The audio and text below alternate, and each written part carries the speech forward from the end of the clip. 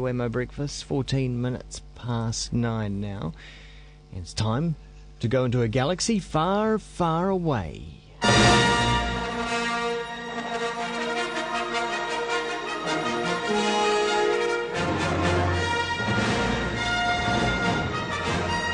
Yes, indeed. To take a look at Kinect Star Wars. Will it get the Star Wars franchise back on track? We're going to talk about this with Gerard Campbell from stuff.co.nz, our game junkie there. Good morning, Gerard. Good morning. What a great theme tune. Eh? Always. What a classic. classic. To the Star Trek fanatics. Yeah. I have great memories of playing Star Wars, Star Trek. You said Star Trek, didn't you? Star Wars. Yeah, but I'm saying great Star Wars themes, yes. Yeah. Great memories of playing Star Wars games in the 90s. The very early ones like TIE Fighter and X-Wing. Jedi Knight. Jedi Knights. And then I went through a strange period. Lego Star Wars, didn't really pick up on that. Good value, good fun. Yeah, okay. What about this one? Kinect, using the Kinect to wave your lightsaber around. Get your lightsaber out and wave it in public. Yeah. It's a great idea. Who wouldn't want to be able to live out your Jedi fantasies, in your own living room. But sadly, it just doesn't quite pull it off, unfortunately. And it what was a great premise sort of turns out to be quite an average, mediocre sort of, yet another mediocre Star Wars title, unfortunately. Does it not feel though like that you're waving a blimmin' lightsaber around? Actually, to be funny, that I actually found that the game improved. The big issue that I had was that the Kinect couldn't quite keep up with the fast-paced movement that you have to do. I mean, being a Jedi, you're going to be slashing this a lot, and it just couldn't quite keep up. And I actually found, funny enough, that holding something like a rolled-up newspaper or a TV remote actually worked better. It actually felt more natural doing that than just holding my hand up and a closed fist and just doing this. So it actually felt having something concrete.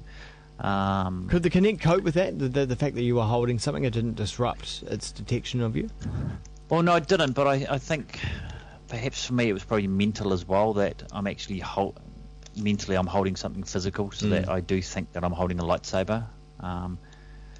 It's still quite weird to play a game where, especially like the Kinect Star Wars, it's essentially what it is that it's a series, I guess you could say mini games, but there's a main campaign where you play a Padawan, which is sort of a Jedi in training, who has to defeat galactic foes, and it also has a series of sort of mini games. So you've got pod racing, which was in that terrible movie Phantom Menace, the very first one, where you hold your hands out in front of you like this, as if you're holding the controls of a pod racer, and you lean left and right, and you push forward to speed up. There is like a dueling mini game where you've battled greater foes, stronger foes than you, but it's essentially, it's almost like a choreographed rhythm game that you have to block. Then you get the chance to attack. So then you attack furiously, and then it goes back to a block, and then you have to defeat them X number of times, and then they've defeated. And the main campaign is sort of broken up with vehicular and space combat sections. And the space combat is you'll be holding your hands out again in front of you as if you're holding the guns, like on the Millennium Falcon or on a spaceship, and you have to move the reticle around with your hands, and the gun automatically fires once you've locked on to targets. And then there is the Galactic Dance-Off minigame, which essentially is, I guess, there was a game that came out not long ago called Dance Central. Yes. Which is a dance rhythm game, and Galactic Dance-Off is essentially that game, but with Star Wars themed songs and Star Wars characters dancing. This is where you got like starship, what do you call them, the troopers? Yeah, and Boba Fett doing Village People.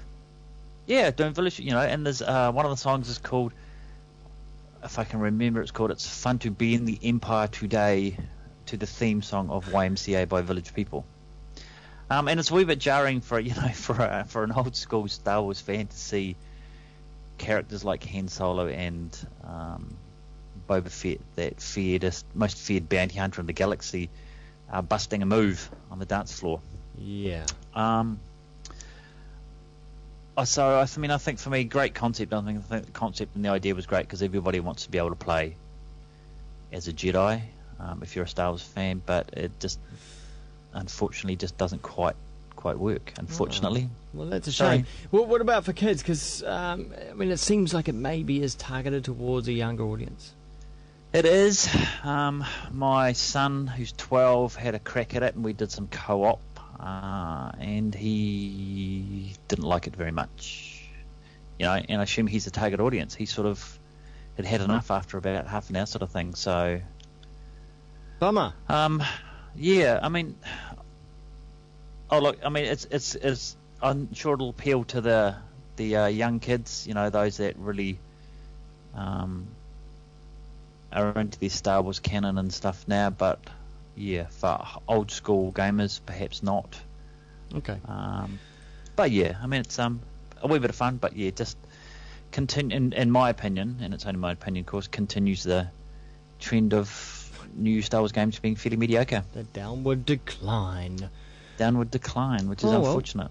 Okay, thoughts there from Gerard Campbell. You can see more on his blog at stuff.co.nz in the technology section, and Game Junkie 2.0 as well. Game Junkie NZ on Twitter. See ya. See you. School of Birds.